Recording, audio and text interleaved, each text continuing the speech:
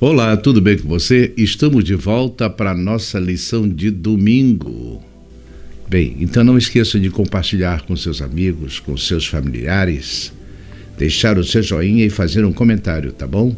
Então vamos para a nossa lição de domingo. Uma só carne.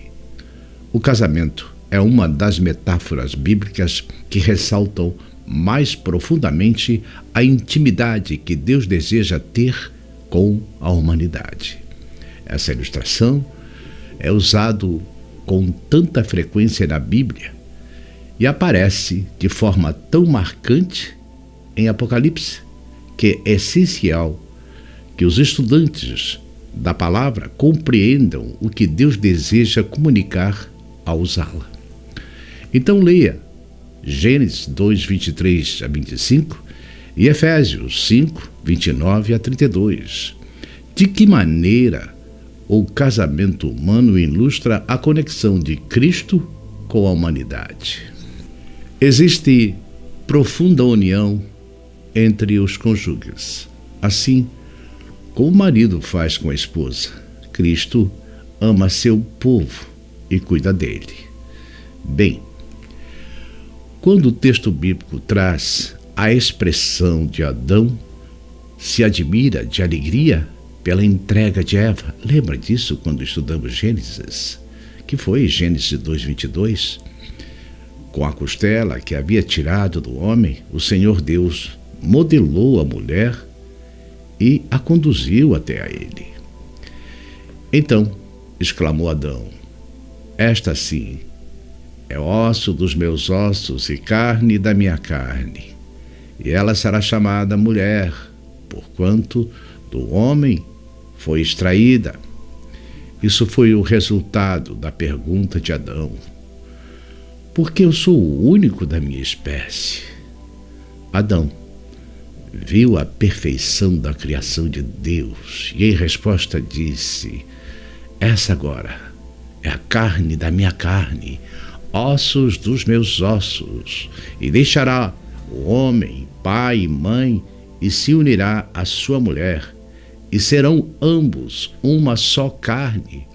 Essa expressão, uma só carne, retrata algumas lições e princípios importantes. O primeiro deles é que esse deixar o pai e a mãe manifesta uma relação individual e íntima com Deus. Então, quando nos relacionamos com Deus, como seres humanos, existe um processo individual nessa relação que é ilustrado no matrimônio. Ou seja, o matrimônio não admite terceiros. É o homem e uma mulher sem interferências externas. O relacionamento com Deus também é assim. Sou eu e Deus, sem interferência de ninguém. Portanto, assim como as minhas escolhas são individuais, a resposta de Deus também será só para mim. E a segunda questão, unir-se em uma só carne. É uma decisão livre e deliberada do ser humano, porque o homem deixa o pai e a mãe para se unir à sua mulher, isto é, uma escolha livre e responsável. A terceira questão, uma só carne, mostra a integração e cumplicidade, a confiança desse processo, ou seja, há uma relação de união mútua que transforma a realidade humana. Eram dois e agora são um. Então, de certa forma, a Bíblia ilustra isso numa frase. É desse modo, já não sou eu quem vive, mas é Cristo quem vive em mim. Gálatas 2:20. A integridade desse processo, a maneira como se dá essa união e a decisão livre de fazê-lo está presente nesta relação do matrimônio. Então, tanto a gente aprende do matrimônio como deve ser o nosso relacionamento com Deus. Quando do relacionamento com Deus, aprendemos como deve ser um matrimônio. Essa é a relação dupla, esse modelo duplo estrutural de relação apresentado nessa metáfora, que é riquíssimo em uma série de razões para estudarmos durante esta semana. Veja bem, os princípios presentes nesta relação podemos perceber em outros textos da Bíblia. Um dos textos que o autor escolheu foi o texto de Efésios 5, 29 a 32. Vamos ler. Pois ninguém jamais odiou o próprio corpo, antes o alimenta e dele cuida, assim como Cristo zela pela igreja, pois somos membros do seu corpo. Por esse motivo, o homem deixará o pai e mãe e se unirá à sua esposa, e os dois se tornarão uma só carne. Este é um mistério grandioso, refiro-me, contudo, à união entre Cristo e a sua igreja. É a relação matrimonial.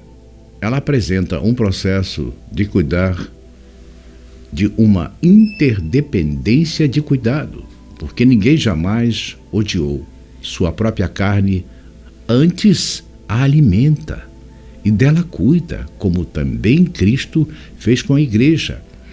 Essa expressão de cuidado manifesta no texto é a mesma expressão do carinho, cuidado e devoção de uma mãe para com seu filho. Também está presente o cuidado do marido com a mulher e a mulher com o marido. Esse cuidado amoroso e afetivo e de dependência, ele é mútuo entre os dois. Quando Paulo fala porque somos membros do seu corpo, no verso 31, essa unidade representa aqui e espelha a integridade esperada por Deus.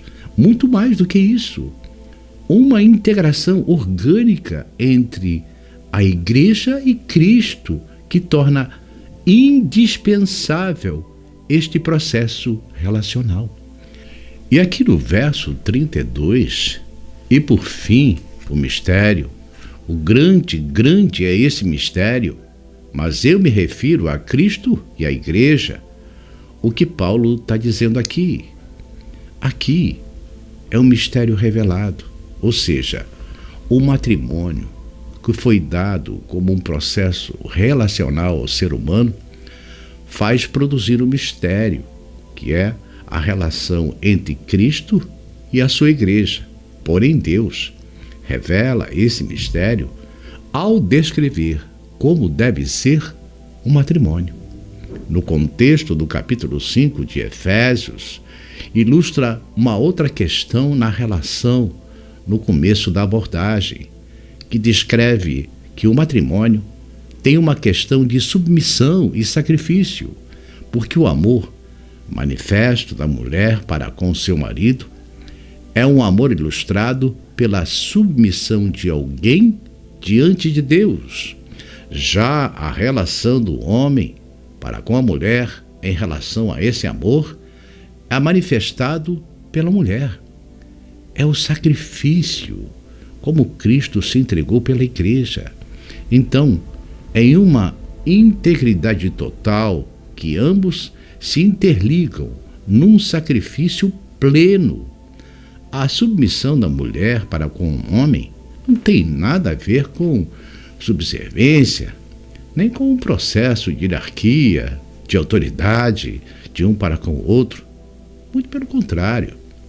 Tem a ver com a percepção de que no processo relacional, o ouvir, o escutar, o estar pronto e atender um ao outro é a base da relação, assim como a resposta desse entendimento é uma devoção plena de sacrifício e morte pelo seu parceiro. Então, o casamento cristão é um pequeno drama que encena em miniatura a relação entre Cristo e a sua igreja. Em outras palavras, Os dois grandes princípios estão presentes. O primeiro destes princípios é o perdão, é a aceitação, no contexto da história do pecado. O perdão e a aceitação são primordiais para a continuidade da relação. No princípio da relação entre a Igreja e Cristo, o perdão e a aceitação estão presentes o tempo todo.